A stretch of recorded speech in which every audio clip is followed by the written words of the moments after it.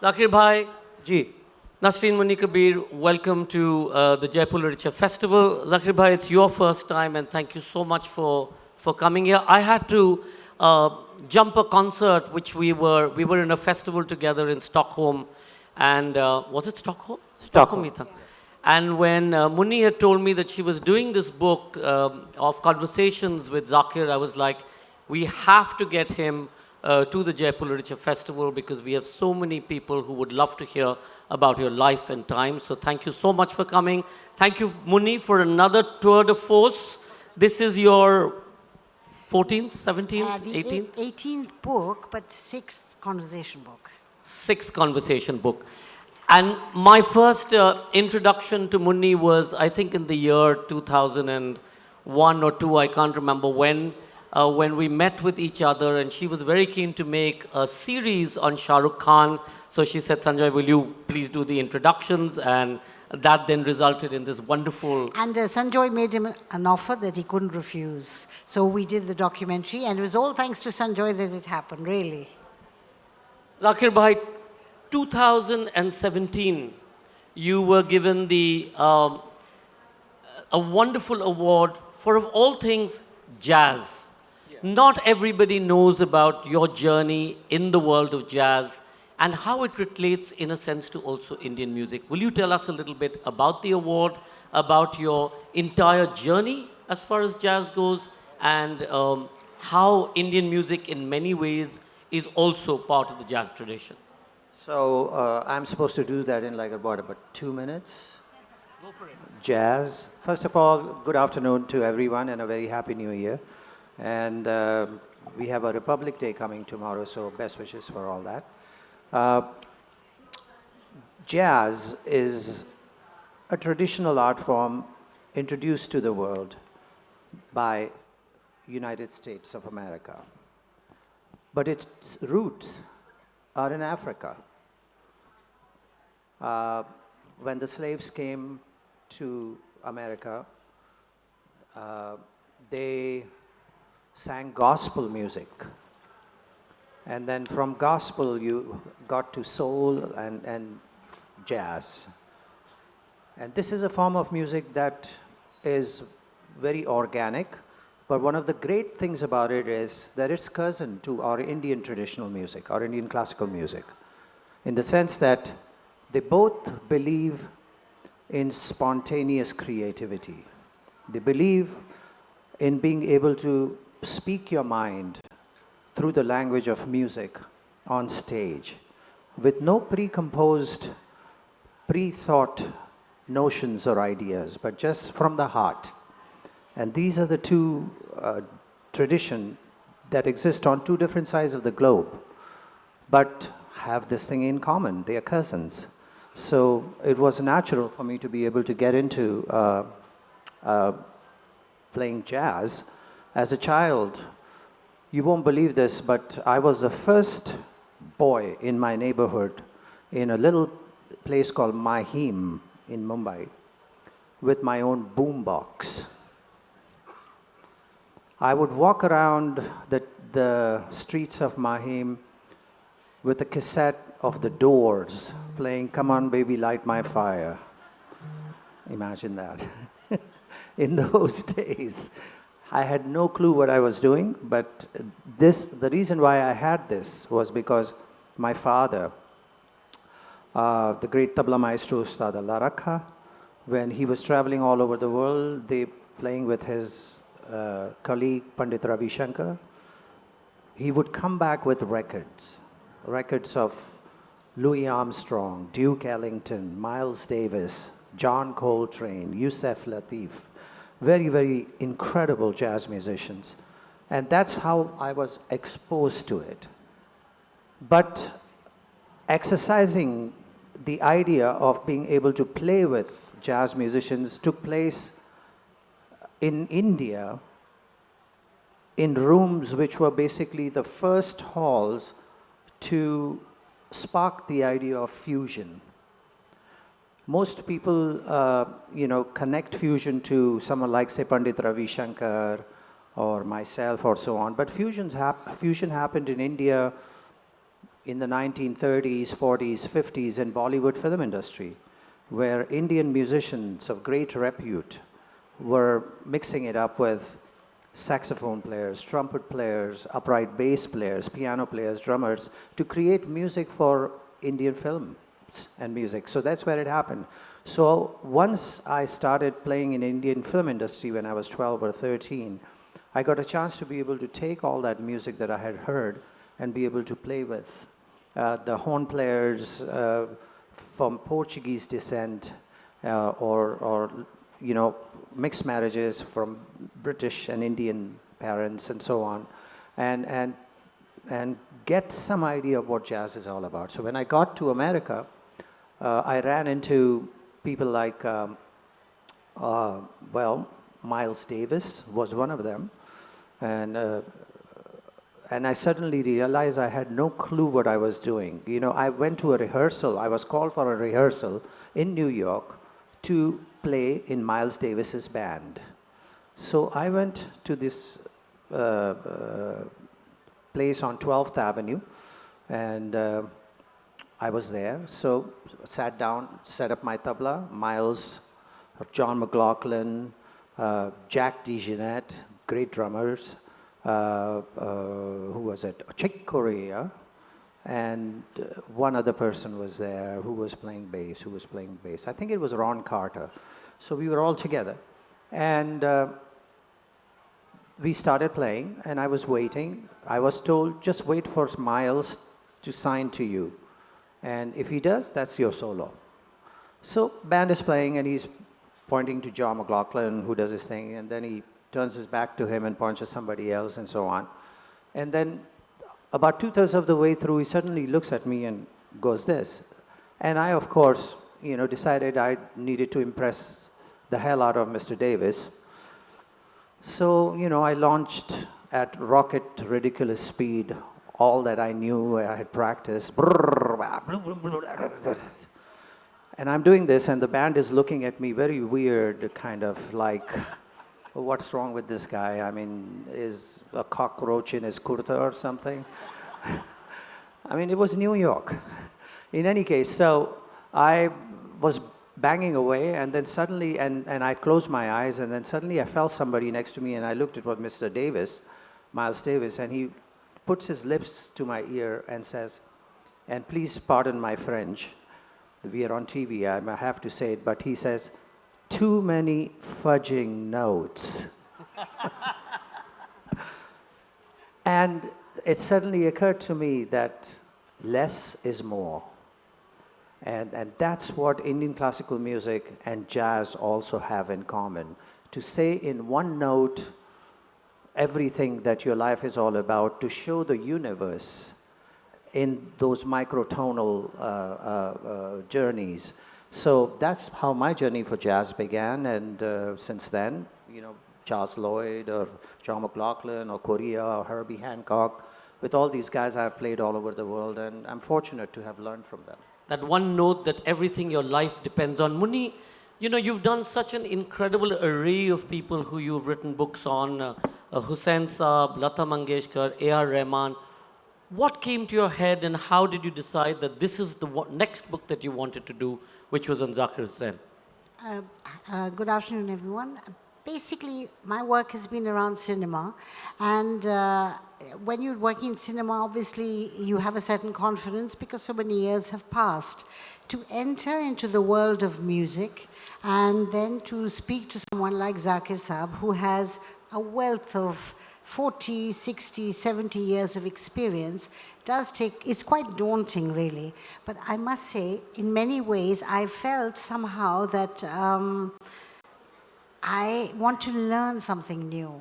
Really, Sanjoy, the thing is that after a while, cinema is fascinating, but you do have to learn other things. And when you work on Hindi cinema, the key is the music. And I do believe that if it wasn't for the music of Hindi films, I think it would not have survived, because it's the best thing, and it connects all of you to that cinema. So music was the key. But then Zakir Saab has to be convinced. I did not know him, and we have a common two friends, Aisha Siani and Shumantru Ghoshal. And just like I came to you for Shahrukh, I went to them and I said, I really want to do this book. So they listened to me very carefully. They had read some of the books, the book I did with Javed Saab, and they said, okay, we'll introduce you. So the first time I met Zakir Saab, he said, so is this a leap of faith? Which basically means, do I trust you to waste time or spend time on this? And it's hopefully, when you read the book, you'll see whether it's worth it. It's very difficult, Sanjoy, to write anything or to work book form on someone who is not only mid-career, but is changing every week, such a big career. When do you put your full stop? Where is the sum? There's no sum. So hopefully the sum will be taken forward by Zakir Saab himself. The amazing thing about this book, and as Munni said, it was really a voyage of discovery, and it was the interest is understanding both his classical background as well as the great thing about the book as far as I was concerned, that it actually looked at three generations of musicians. Alauddin Khan Saab from Maihar, Ravi Shankar, Allah Rakha, Vilayat Khan Saab, and then of course Zakir and his brothers. So it's an amazing tour de force. But Zakir Bhai, this perhaps was an accident because you went off to audition for a Bollywood film. Bollywood film. What did I do in the Bollywood film? You went to audition? Well, no. This is a little known fact in my life. I was actually being looked upon under the microscope to play the young Salim in Mughal-e-Azam. So that was ages ago. And the reason for that was because my father was the resident music composer for Mohan Studios films. Now, in those days, just like in Hollywood, where you had MGM, Warners, and so on, we had studios in India. We had Filmistan, and we had Mohan Studios, and we had Famous, and so on. And they all had their own resident music composers, script writers, songwriters, actors, and so on and stuff. And so my father was at Mohan Studios, and at that time, they were shooting the Sheesh Mahal scene in Mohan Studio. And the song was, of course, you all know, Pyar Kiya To Darna Kya. Right? And I was there with my father, hanging about, and K. Asif Saab came in, and K. Asif was a very interesting character. He had, in his pinky and the ring finger, the cigarette would stick out, and he'd be going, and a Boski shirt and pants, he would be wearing it. And he said to my father, Master Ji, he was known as Master Ji, Zakir ko zara Sheesh Mahal dikhane ke liye le jata hu. He said that. He didn't tell him that he wanted me to be looked at for this role. So he took me away, and Sheesh Mahal dekh rahe hain, and at that time, he considered the possibility that I should be playing Salim's younger role. And he was waiting for Dilip Saab to show, but Dilip Saab did not show up. But that night, at RK Studio, there was a concert, which my father was involved in, and we went there. And at that concert, Dilip Saab also showed up. And at that point, I was shown off to him. And Dilip Saab looked at me, held my chin, pinched my cheek, and things, kaise ho beta, and so on and on. And he looked at it, and then he says to Asif Saab, "Theek hai, kal baat kar lete hain." To khatam ho gayi. So I had no clue what was going on. At that point, Asif Saab asked my father and said, "Zakir ko ye role ke liye," and my father blew up. "Arey, wo to tabla bajayega, usko actor bana rahe ho, uska dimag kharab ho jayega," and what not, and everything, and so on. And the next thing I know, my acting career was gone. It was over. I didn't even get a chance to get next to Madhubala in any way possible. So what film lost, music gained. Zakir Bhai, again, still it wasn't so easy because your ammi was not so enthused and actually sent you off to study to an aunt's house because she wasn't enthused at all. It was a blessing in disguise. First of all, I should tell you, my father was a very canny kind of a teacher, very sneaky guy in that sense. The tradition in our home or any home in India is that when a child is brought home from the hospital, the father is handed the baby and the father whispers a prayer in the baby's ear. So I was brought home a couple of days after I was born. I had not yet been given the name. My family name is Qureshi, so I was listed as baby Qureshi from the nursing home.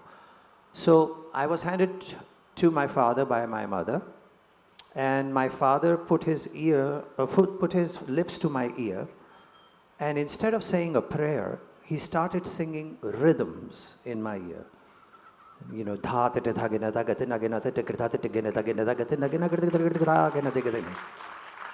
and my mother was very upset. She said, "What are you doing? This is Apshagun and so on. As it is, you are not well, and you know, and you're doing this." So she said, "You have to say a prayer in his ear." And so he looked at her and said, "Yahi to mera prayer hai. Yahi meri dua hai. This is my prayer." And he said, "Yes, I'm a Muslim and I'm and so on, but through my music, I am the pujari of Saraswati, of Ganesha, of Shiva. And this is what he's going to be. So my prayer to him and my mantra to him is just that." So this is how it began. And he kept doing these rhythms in my ears for the next whatever time. And then once I became like 3 years old or something, you know, good enough to be able to bang on pots and pans and stuff that I would steal from my mother, he just let me go. He stopped. He stopped doing that. And now I've got all this squiggly stuff in my head and all this running around, all this stuff in my head, and I have no idea what to do with it. And he just let me go. And the whole idea was that he wanted me to figure it out for myself, what was inside my head, with an occasional pointing the way by his advanced students. So that's how it all began for me. So by the time I was 7, I was already playing in school concerts and stuff. And at that time, he told me, "Do you want to study this seriously?" Because he had seen now my focus on it. And I said, "Of course, yes." So he said, "We'll begin tomorrow." And tomorrow meant 3 o'clock in the morning. Now for a 7-year-old to wake up at 3 o'clock in the morning and then being told, "Tha, dhin, tete, gege, naga, tete, gata, gadi," all that stuff. But that wasn't all that he told me. He told me about a Ganesha shloka. Gana nama ganapati lambodar sohe bhujachara ekatantra. And explained to me where it came from, what it meant, and how it is played in the Kabir Chauraha in Banaras, and those stories. And a composition from Ustad Thirakwa Khan Sahab, and so on and on. So that's how I learned. Till 6 o'clock in the morning, he would do that. And then my mother would grab me, shove some breakfast in my face, and then send me off to the madrasa to read the Quran. Now I have done Ganesha, Shiva Stuti, Saraswati Vandana and whatnot between 3 and 6. And now I'm reciting the Quran. You know, so going... We figured out a trick. As long as we did that, even if we were going... the mullah didn't know that we were not reciting the Quran. You know, all you had to do was this, up and down, up and down, up and down. So that was okay. So I did that, and after an hour of doing the Quran, I would cross the street to St. Michael's High School Church, where I would sing the hymns and the psalms, and be marched to my classroom to the tune of the title music from The Bridge on the River Kwai. Dara, tara, ta, ta, ta, ta, ta, and we are all walking into our classroom. But I have to tell you, they had it down. By the time the tune was over, all of us students, 2,000 or 3,000 of us, were planted in the classrooms. It was amazing how they had it timed. But anyway, so that's how it all began. And so I got into music knowing all these other elements, but never, I have to tell you, never at any point, neither the mullah nor the priest, anybody ever stressed upon me the idea that what they were saying was the only truth. Those were different times. Those were very different times. And I grew up learning all these ways of life, thought processes, as something very normal. It's like as if I was supposed to know all this, that I had to be aware of all this as something normal and, part of the same book that I'm reading. So that's how I grew up. And that's what my father did for me with the music. But my mother, as you say, got very upset because she wanted me to be a doctor or an engineer and, that kind of person, somebody with a regular paycheck. And so after a while, she got very upset with my father and said, I'm going to send him away to Bibi Bai, one of her best friends. And he will stay there for the next 2 years because it's his last 2 years of school and he must pass it with good colors so he could go to the college. So I was sent away, but unwittingly she actually put me in the right place to do my music because Bibi Bai's daughter was studying Kathak dance. So there you are. And I started practicing with her. And next thing we know, I was doing more tabla than I ever did in my own home. So thanks to my mother, unwittingly, I actually really got good practice in for those 2 years and barely passed my exams. Munni, he said quiggly things in his mind. So this book spans an entire period of time in which you've conversed with him. So how did you manage to get all of these quiggly things in his mind out into print? And what do you mean piddly things? You're the one who said quiggly things, so I'm just repeating quiggly things. And the second thing, while you're at it, tell us, there's so many poignant points in this book of loss, of discovery, of love. In your mind, what was that one trigger that you feel is the high point in this book? I mean, I have many of them, but I'd love to know from you. Actually, the thing is that when you say a conversation, people often think of it, is it an interview? But actually, this kind of conversation is more a biographical conversation. So you steer the questions and the answers, and you actually tell the story of their life, how they work, what influences them, the people they meet. So it's not a straightforward biography, and obviously it's not an autobiography because it's not entirely from his point of view, but there is his voice. Zakir Saab's voice is on every single page because he answers my questions and they lead to other questions. I would say I must again here at this occasion thank Antonia, who is Zakir Saab's wife, who really was extremely helpful because he leads a very busy life. So she made things happen when they needed to happen. As far as I was concerned, I thought the most interesting part of it was how he observes other musicians. When he's on the stage and he describes it, how he looks for clues of the kind of mood and not what to play, but the personality of the other. And I really felt when I've seen him in concert, and many of you have too, that what you grasp from him is that he reads people very well and is quite a psychologist in his own way. And I thought that was fascinating because here you have someone who you think is only thinking about the notes and rhythms, but he's actually thinking about personality. So that has got into him and he exudes extraordinary personality. One thing is performance and another thing is presence. You have to have presence on the stage. You could be a brilliant performer, but you don't fill the stage, and so he does fill the stage. I think we all remember the Wah Taj ad apart from everything else. So you fill the screen too, forget the stage. So that is a very big factor. Obviously his rigor, his skill, all that everybody knows, he's very, very brilliant. But how do you capture that kind of life in words? Because when he's giving a performance, it's for that evening. But a book is for forever. And that's why it's so lovely to see so many people here at your festival, Sanjoy, because it means people love books and want to know more about books. And in the end, music is very important, but words are too. And that is what we are all here to celebrate. And his words are very straightforward.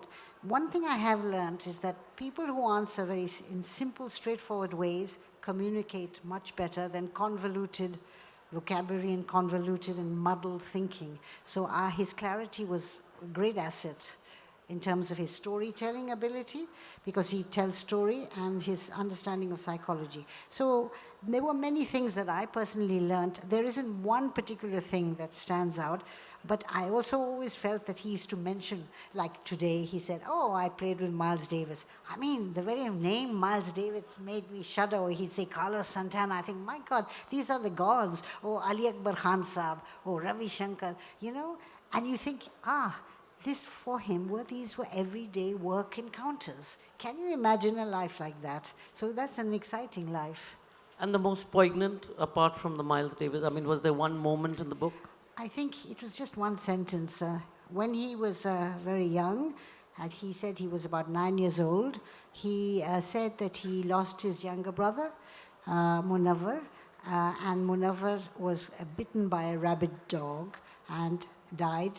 And Zakir Saab said, if only I was there that day.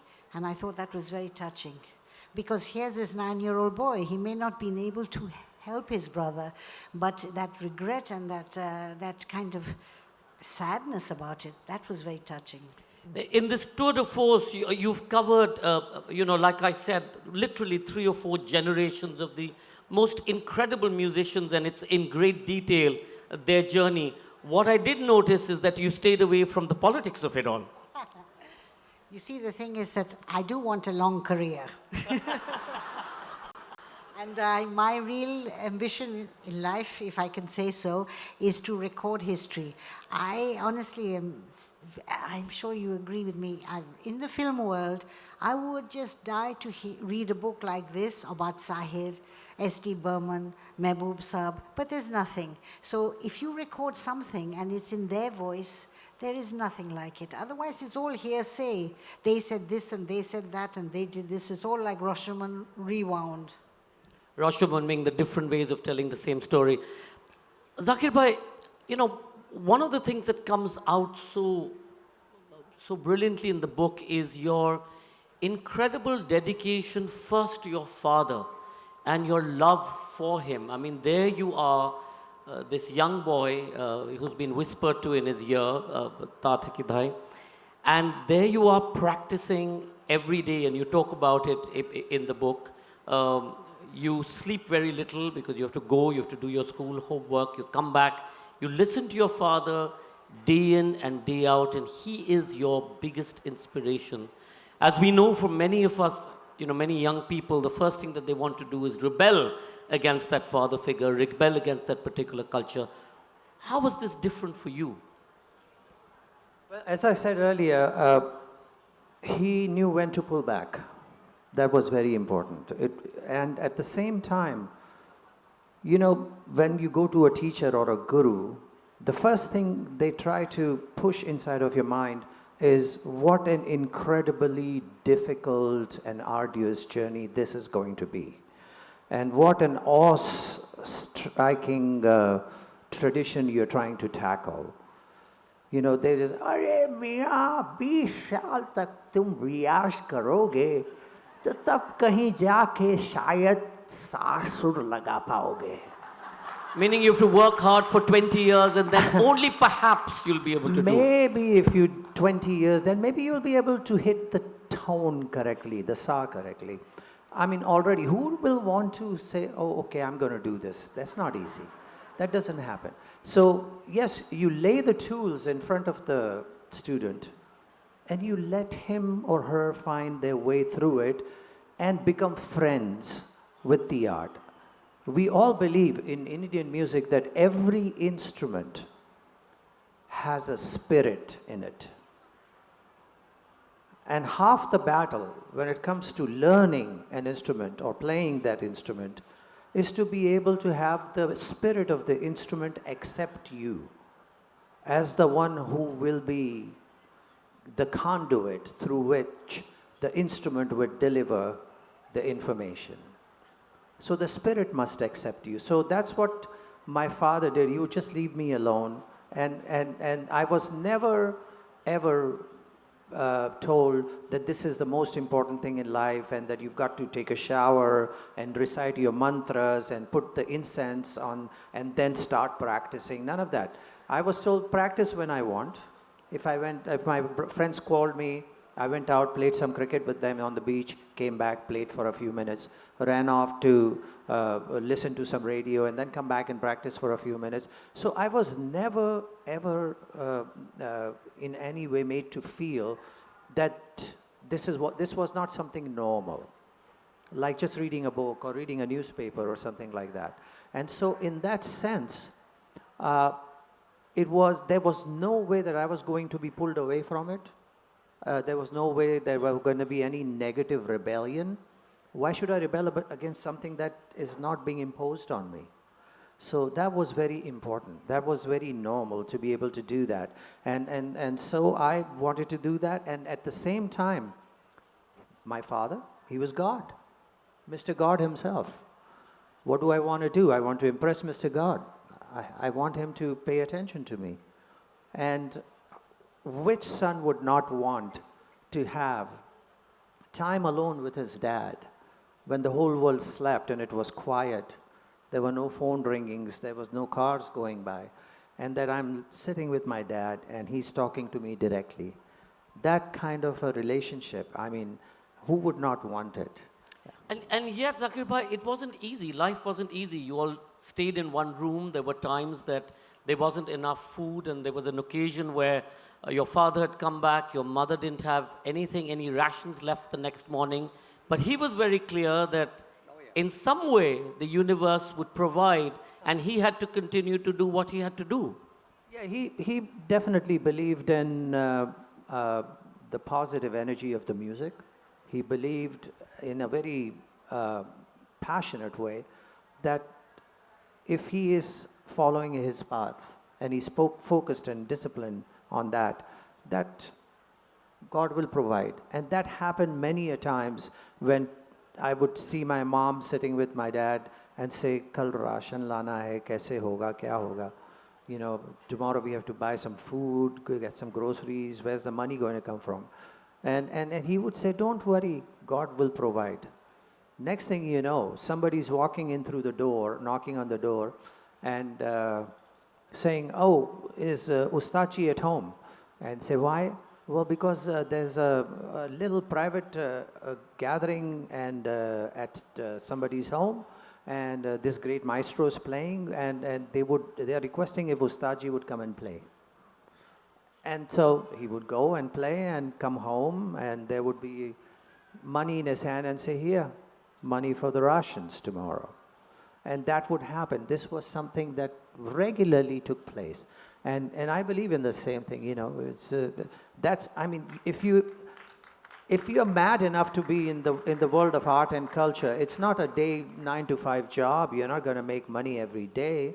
You have to have that leap of faith and focus and belief that the Spirit will provide. And when it does, the world accepts you. Munni, the passion in the book comes through, and yet you've written it across how many sessions? Oh, it must and have, how long? It was over a period of 2 years, off and on, 15 to 20. I don't know exactly. 15 to 20 sessions. Audio So in that, there must have been good days and bad days and perhaps not so good days, and you know, he would have been tired and he would have come off a flight, as I read. So how was it to connect the dots? Were you able to pick up, because prior to this, you didn't necessarily know him as a friend or as an individual. So how was it easy to pick up and connect the dots, which you've done so interestingly and beautifully in this book? Well, I'd say one thing about all artists, and particularly musicians, and even film people, but musicians for sure, there could be 1,000 things happening around them. But when the concert starts, they're totally focused.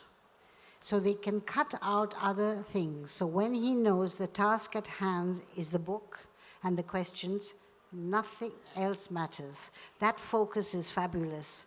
Then how do you keep a continuity is what you're saying. You build in your mind the idea of a story. Where is the beginning? Where's the middle? Where's the end? Where are the ideas? And where is the person? So you develop a conversation, and we were talking yesterday, and I mentioned the fact that you go to Zakir Saab, or you phone him, or you email him with a list of questions. But in the end, you should not be asking every question on that list, because if you're listening to his answers, you're going to pick up things from what he says that builds into another story. Now, he's a natural storyteller, so it wasn't very difficult. The question is, to balance which story. I would love Zakir Saab to tell us about one lovely story that really, I loved it. I asked him what is the relationship, how much is it the instrument, how much is it the musician? And he gave the most beautiful example of the encounter of Ali Akbar Khan Saab and Sultan Khan Saab and that broken sarangi. Well, as I said just now, that there is a relationship between the musician and the instrument that is a very integral part of being able to be an artist, be a performer. So that, puts in front of you the thought that you can maybe only play that instrument and that very instrument, but if you picked up another tabla, for instance, that it wouldn't be the same. But that's not necessarily true, because once you've established the relationship, the spirit is also enshrined inside of you, and it lives within you as well. And so it's, no matter where you are, as soon as you touch an instrument, that spirit is there with you to be able to begin the conversation. So once this great sarangi maestro, actually from Rajasthan, belonging to Sikar, and one of the finest musicians that I've ever known. His name was Ustad Sultan Khan. Did you guys ever hear him sing Piya Basanti Re and all those, Alvela Sajana, great singer. Anyway, so he and I were in the Bay Area, San Francisco, and we were visiting the great maestro Ustad Ali Akbar Khan Sahab. And there were musicians performing. There was an evening of music going on. There was Pandit Hari Prasad Chaurasia there. Pandit Shiv Kumar Sharma was there. My father was there. Many other musicians were there. And this kind of a baitak was taking place. So Sultan Khan Sahab and all of the musicians were sitting around Ali Akbar Khan Sahab and talks going on. So Ali Akbar Khan Sahab says to Sultan Ji, "Arey Sultan bhai, aap sarangi bajao. Play the sarangi." So Sultan Khan Sahab said, "Khan Sahab, I'm very sorry, but I have not brought my sarangi. It's in the hotel, and I beg forgiveness, and please, I'll do it another time." So Ali Akbar Khan Sahab says, "Well, we have a sarangi here. We can bring it for you, and you play it." So they brought the sarangi. Sultan Khan Sahab looked at it. It was kind of broken down in really bad shape, and so on and on. So he says to Ali Akbar Khan Sahab that, "Sir, this sarangi is not in good shape, and I'm sorry I cannot play it." So he says, Sultan Khan Sahab said, and I'll say it in Urdu first. He says, "Arey Sultan, sarangi kharab hai to kya hua? Haath to tumhara hai."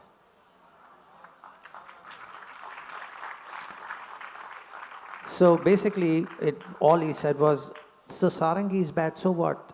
Hands are yours. And the spirit, it lives in the hand."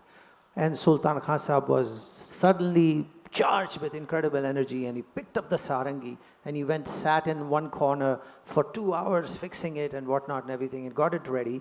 And then he got on the stage and he played. What's interesting about that is I have a dear friend. The recording. The dear friend who is a drummer for a band called the Grateful Dead, Mickey Hart. He and I have done many records together. So he was there with the Ampac 16-track machine on the side room, recording this whole happening. And he recorded that concert, and then he released that concert on a CD. And to this day, Ustad Sultan Khan Sahab has received thousands of dollars in royalties from that CD, from that bad sarangi that he played, fixed it and played, from the blessing of the great Ustad Ali Akbar Khan. I mean, it's just an amazing thing. Zakir Bhai, you've touched on this before. I remember the first time that we ever presented you in a concert, and perhaps you've forgotten, was at City Fort, where we got you to collaborate with a Japanese drummer called Kodo. And and it was amazing because you knew that music knows no language, knows no barriers, knows no religion. And much of the book, in fact, has this whole stream where it doesn't matter what the boundaries are, what the international boundaries are, what the walls are, what the religions are. Do you feel that this has changed in recent times? I mean, you were born and you were created in a different era. Do you think that's changed? As far as the art fraternity is concerned, I don't think anything has changed. In fact, the fences, whatever imaginary fences there might have been, have even further broken down. And that explains a gathering like this. I mean, people from all walks of life are here, and as one, as a unit, and focusing on so many issues as a unit. So when you talk about music, I mean, yes, I played with a South Indian musician, I played with a Maharashtrian musician or a Gujarati musician and so on. Now I'm playing with an American jazz musician or a Jewish trumpet player or a bass player that comes from the bluegrass family, or Leonard Ito, the Japanese, or the Kodo drummers, or whoever. I'm working with all these musicians, and there's never any issue of any kind of religious thing. I mean, I was just speaking this morning to Pandit Shiv Kumar Sharma, and we were just talking, and he just called to wish me best of luck because he knew I was coming. And he's one of my mentors. We've worked together for 45, 50 years together, and I have never felt that he's not family. And I know he feels the same way about my dad, and I know Hari Prasad Chaurasia ji feels the same way about his Grand Guru Ustad Alauddin Khan Sahab, or Edgar Meyer or Bela Flack, the banjo player and the bass player who I work with, come to my home and we cook together and we eat. There's no issue about anything. I know that Mickey Hart worries about, when it was my daughter's wedding, oh, we got to make sure that the place is right. I have my ranch. We can set up a big shamiana or whatever, and we can do it here. Or what about the gown? What about this? And so, I mean, so it's a family, and it will always be that. It doesn't matter what the world around us is doing, whatever chaos is being created around us. When it comes to the world of art and culture, there's no better positive energy in this world than that. Munni, in writing a book like this, or writing any of your books, because many of your books have been so personal about people's personal lives and their personal journeys and their trials and their tribulations, what happens to Munni? What happens to your voice, and how does that really get reflected? Can I do a conversation book with you? Ask questions? I would be embarrassed, actually. I would say that I prefer being invisible, because the more invisible you are, the more you make the other visible. That is what my strength is. Mm-hmm. So if you take that away, I don't think I would write or do good work. You should never be bigger than your subject. And the minute you start getting bigger than your subject, you stop learning. So I think it sounds like false modesty, but I think there's a place for everything. There's a place for everything. And to be already in the privileged situation, Sanjoy, I'm very lucky. I feel I'm very lucky. I have spent time with Zakir Saab, with Lata ji, with Gulzar Saab. These people are the thinkers, the artistic thinkers of our time. And they feel safe in my company. They feel that I'm going to ask them something that will surprise them. The most boring interview for them is, what inspired you? Why did you write that song? So all those questions are terribly boring for them. So if everybody loves talking about their work. So if you find a new angle, you desperately try and find a new angle. How do you find that new angle? You observe the person. How do you observe the person? By becoming invisible. If you're very present, they don't see a mirror. And he would have been the subject, perhaps, of one of your documentaries because he's such a good-looking, handsome, wahtaj, the face on the screen, and also the very performance style becomes more a film. So why did you, or when did you decide that it needs to be a book or opposed to the film, or is there a film now to be coming out on this? To be very honest, the film the documentary that was made by our common friend Shumantru Ghoshal, and he made such a good work. You can't better that, so there's no question of a documentary. But Sanjoy, one thing is true. The last documentary I did that you helped me with, the Shah Rukh one, was 11 years ago. And I discovered one thing, is that when you make a documentary, and it could be on YouTube or whatever, on the net, and millions of people can read it, but no one is going to quote from it. It's only a book that lasts. And that is why you have to realize it may be fewer people, but it's going to travel further. He's going to be quoted. They don't stop a documentary and say, Zakir Saab said this and let's quote it. I have not seen another book that quotes documentaries. So in a way, it's fabulous to record the here and now. I have to correct you about the fewer people. Look around you. Yes, I know. All the lovers of literature. Yes. Zakir Saab, I'm going to open up to the audience, but I'm going to ask you a question. You know, for me, of course, the most dramatic point and, of course, the most difficult was when you lost two members of your family literally in a 24-hour cycle while you were trying to get home on a flight. First, your sister, who was in hospital, had gone for a routine surgery. And then by the time you got back, you didn't know at that point, you and your brother didn't know, but Allah Rakha Khan Sahib had also at that point of time. Can you tell us just if it's not too painful, it wasn't an easy time in our lives. It was very difficult. My sister just went, she was just not even 50 yet. Went to get some kind of those cataract operation. It's a very easy few minutes. They even videotape it and show it to you. Ugh, I don't know. So anyway, she went to do that, and something happened, complications. She passed away that afternoon. Me and my brother were in Kerala doing a concert somewhere. So we tried to get a flight back, or it wasn't easy in those days to get a flight back.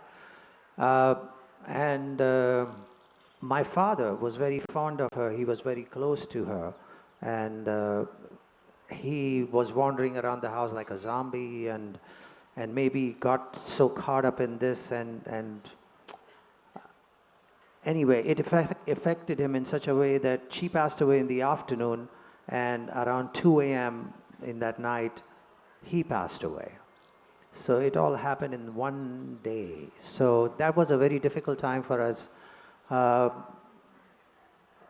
It's hard to talk about it, but we've come through that, and one of the strongest element on that day that I noticed when I came home was this pillar of strength, my mother. And she was sitting there, and she was ordering things around. Okay, call the graveyard, get this hospital to send the body back. She was sitting there, and I came and I gave her a hug, and she looked at me and she squeezed my hand. There was not a tear in her eye, but I knew that there was an ocean of it inside of her. It was not coming out, and it was amazing to watch that kind of strength. And I just have to say that it was a time of revelation. It was a time of sadness. It was a time of realizing that, okay, I have to take responsibility and now be the head of the family and make sure that whatever his will was, my father's, that it's done and it's taken. And his will was done, and on that happy note, let's open it up for a few questions in the audience. The gentlemen in the... Just keep it really short because we have only 10 minutes and I'd like to take as many questions as possible. Hi, good afternoon. I heard you in Seattle and you work with University of Washington students, and there were different students like from Indian nationality and other nationality. How do you convey yourself as a musician and as a teacher? What's the difference between being a musician and teaching them? As a musician, I don't limit myself. I believe that music is music. It does not, for a musician, have categories or bins. That's something that the record companies and whatnot and everything have to deal with. But when we are doing music, it's just music. And when I'm teaching, that is the same philosophy that I offer to the students. And that's why you saw, and it just recently happened, I think in November, where there were cello players, violin players, Indian vocalists, tabla players, drummers, piano players, horn players, saxophone, trumpet, trombone. They were all on the same stage and they were all playing Raga Vachaspati. And if, as a class project, I taught them this piece, and we figured out a way for them to understand what raga is about, and how to find their way through it. And because the musicians or the students were jazz musicians, they understood the idea of improvisation, and that's how it all came together. So the music, for me, is a universal entity, more so than it ever was before. And when I teach music in the university, it is the same thing. Anil, you wanted to ask a question? Zakir, I'm part of your life from another era. Nasir is also a friend. You have acted in film. You acted in a Hollywood film. How was your experience? Did you have to bring that up? How was the experience? How was the experience with Julie Christie? Well, well, first of all, I acted in this movie. It was an accident in the sense that this was a movie called Heat and Dust, done by Ivory Merchant Production. It was James Ivory and Ismail Merchant and so on. And so I got a call from Ismail Merchant saying, "Can we come over to your house tonight in Mumbai?" And I said, "Yeah, come over, have dinner, whatever." So I've known Ismail and James for a long time. So they came and we sat around and we talked. We had dinner and everything. My parents were there in those. And so at one point they said, "Can we talk in private?" So we went into my room. And so Ismail says, "We are doing this film called Heat and Dust. And we'd like you to play the role of Indarnal, this young character." And I said, "And when is the shoot?" And they said, "In 4 days." So the shoot was in 4 days, and I was told then that I had to play this role. Now, I've never been to any acting school. I have no clue how to do any of that, how to catch the light and whatnot and everything. And so I asked my father, and he said, "It's up to you, whatever you want to do." So I asked Ismail, why such short notice? So it turns out that Nasiruddin Shah was to play that role. But for some reason, something happened, and he couldn't, and his wife, Ratna, was to play his wife on the screen. But he couldn't, there was something happened, and he couldn't do it. So at the last minute, I was drafted into that role, and so I arrived. And on the plane, Ismail tells me, "So you're going to be playing opposite Ratna Pathak, Nasir's wife, who's going to be your wife on the film." I said, "Okay. Yes, but you're going to have a love affair with Julie Christie."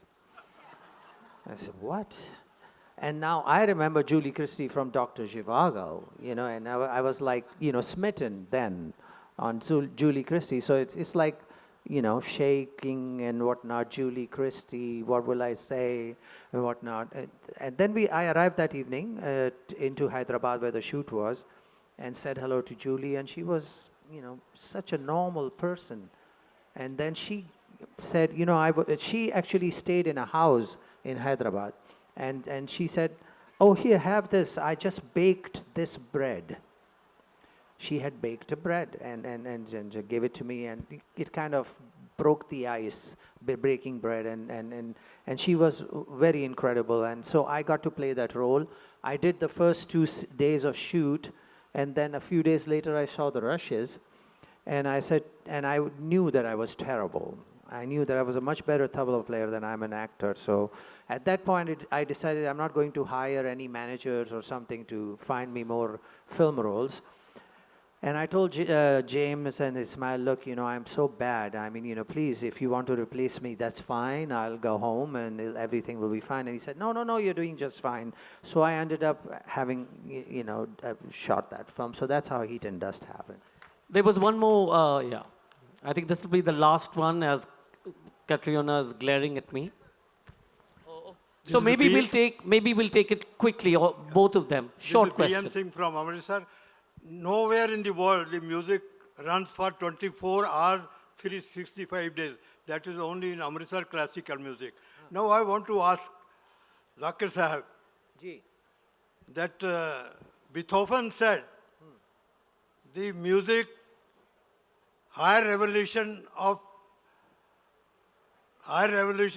good music is higher revolution of philosophy and wisdom.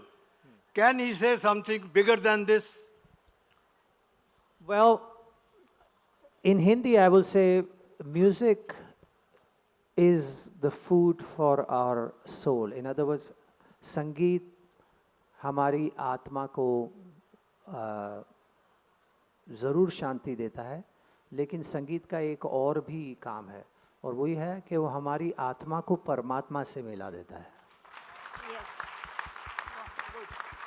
So music is not just a food for our soul, but it's also our conduit or plug-in to talk to the spirits that are amongst us, above us, everywhere.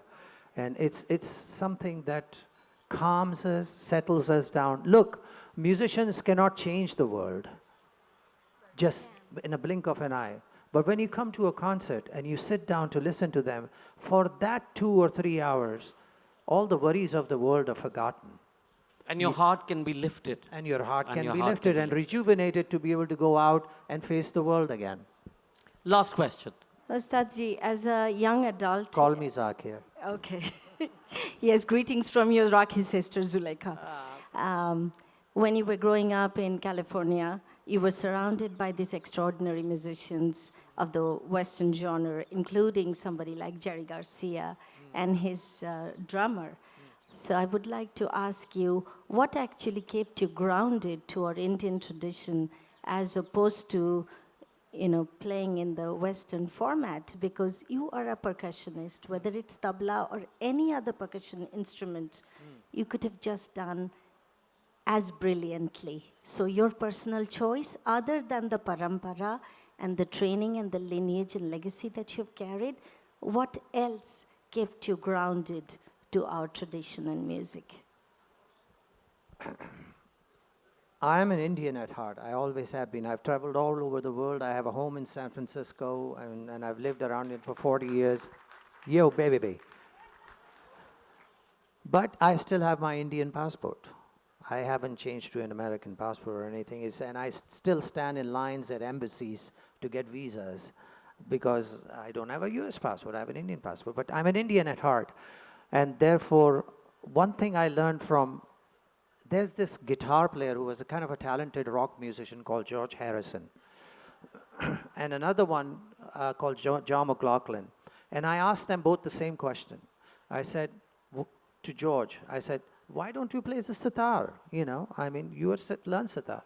And he said, Zakir, I don't want to insult my guru's teachings by playing bad sitar. I'm a bad sitar player. But I can take all that music and I can, transpose it onto my instrument, bring it in there, and pay homage to the tradition that my guru represents, Ravi Shankar. And that's the best way I can do it. And same thing John McLaughlin said. And I realized that, I can be one of the best tabla players around, but, I cannot be a great drummer. or a great conga player or a great djembe player, but I can pay homage to the rhythm traditions all over the world by taking all that information and superimposing it on my instrument and pay my salams to those great. And so being an Indian at heart and having an instrument that is so refined and such a versatile instrument that it can imitate any drum, any pattern from any part of the world, it was a no-brainer. And that's what I do. Tabla is my voice, and I stay with it. So much more to ask. Wonderful stories about his journey to California, about Shakti, about all the great gurus and masters, about the Indian traditional systems. But to know about it, you have to buy the book. And Zakir Bhai and Munni are going to be signing at the book signing tent. The books are available at Full Circle. Ladies and gentlemen, please join me in thanking Nasreen Munni Kabir and Zakir Hussain.